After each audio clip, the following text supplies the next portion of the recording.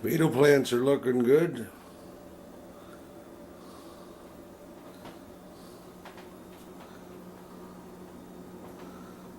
Looking forward to getting these outside. In here, I don't know if you can see them too well, but I've got some cantaloupes started. They're doing well too. Here, let's see if we can pull the top off here. There we go. I don't know how cantaloupes will fare in our climate here, but I hope I started them early enough to give them an early enough start. Another big tomato plant. Had to fix that one this morning, fell over, had to put a little wooden support in there for him, a little back scratcher. More tomatoes. And of course got more tomatoes down in the front porch. Hoping to get some of these into the ground real soon out in the garden. But not today. Too windy.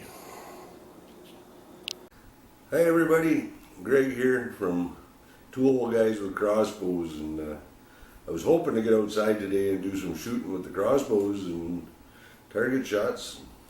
Maybe do a little competition between the sniper and the Grizzly 2 for accuracy in that, but pretty windy out there today. Sun shining, but it's still cool. So I thought I'd do a short video and talk a little bit about stealth while hunting, deer hunting. Stealth is very important. I consider stealth about 90% of the game. If you can hide yourself from the deer, you're going to have that much better of a chance of getting one for your freezer. And today we'll focus on scent control, and I use scent control in two parts. The first part, of course, is scent eliminator. You know, it's a mixture. You buy it at the stores. It costs you about 20 bucks a liter if you buy it at the store.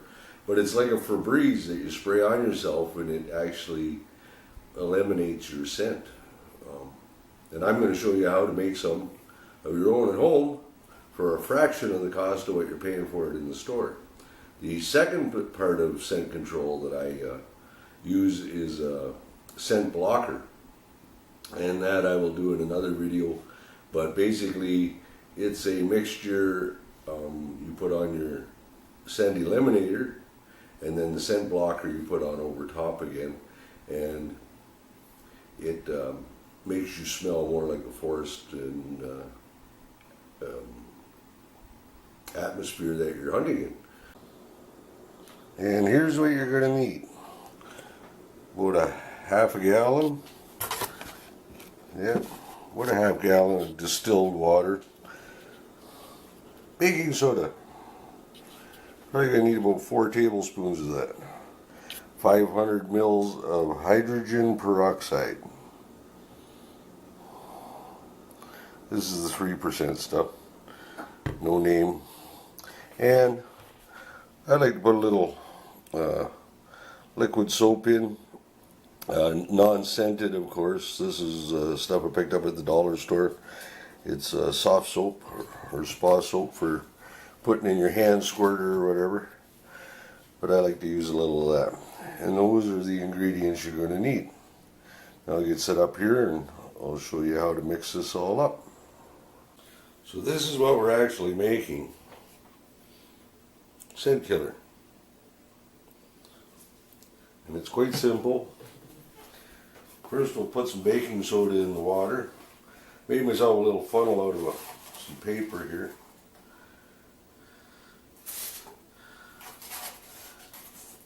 Thing is this baking soda will leave a white residue on your clothing when it dries, but it's comes off quite easy.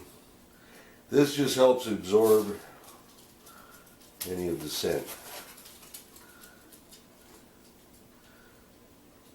There you go. I put about 4 tablespoons in there. I'm using a tablespoon here. Just some no-name baking soda. Now what you want to do is you take your funnel off. kind of want to mix this up. That baking soda will fizz.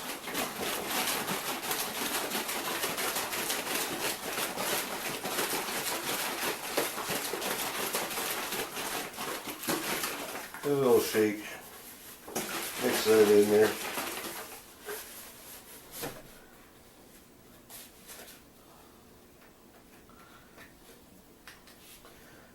Peroxide. Hydrogen peroxide.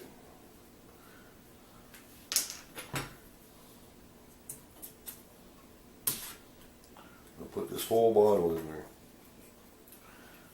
I think I picked this up for 99 cents or something at Walmart. Or Shoppers, one of the two. Shoppers and Drug Mart.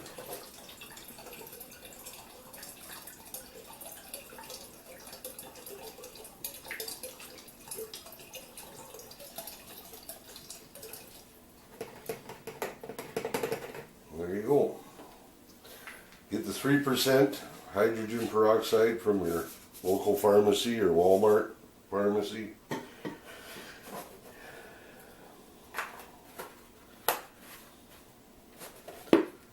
Hydrogen peroxide. Mix that around.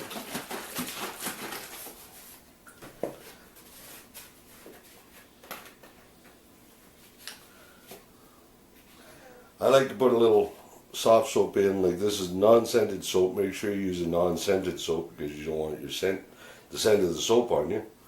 And basically, from what I've heard, is the soap just helps it to adhere to you. It sticks to you a little better.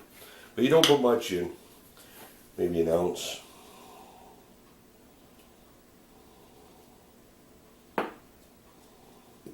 That's good.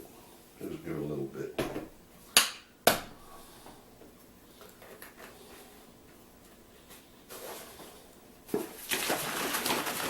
Give it a shake. It's going to suds up now with the soap in there for sure. As you can see through the bottle there. I hope you can see that. But yeah, she's getting sudsy. I just take this bottle and stick it in a closet or wherever for a few days. Give it a shake each day. Leave the cap loose so it can let the gases out. But yeah, and then you put this into your old spray scent bottles, or if you got some spray bottles, you put them in there. And before you go out into the bush to your stand, you spray this stuff on you.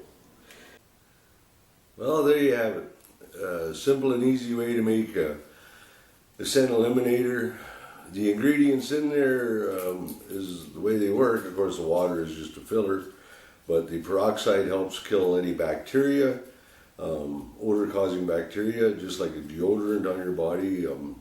Febreze works in the same way. You know how you spray your curtains and your couch and stuff with Febreze? Well, it's got peroxide in it to kill bacteria, which eliminates the scent. The baking soda helps to absorb any scent. And the soap, of course, is to help it to stick to you as the spray goes on, so it doesn't just run off. And that's how those work. But like I said, hunting doesn't have to be expensive. You can buy bottles of this at the store and they'll sell you these things, and they basically have the same ingredients in them, and it'll be $20 for a liter. For that half gallon there, the gallon of distilled water cost me about $2. The peroxide, like I said, cost me about $1. Baking soda cost me about $1 or $2. I bought that at the dollar store, and the soap, well, I bought that whole bottle for $2 at the dollar store. And it's just liquid hand soap, unscented. So hunting doesn't have to be expensive. It's, are you willing to put a little bit of work in and an effort to make the products you need?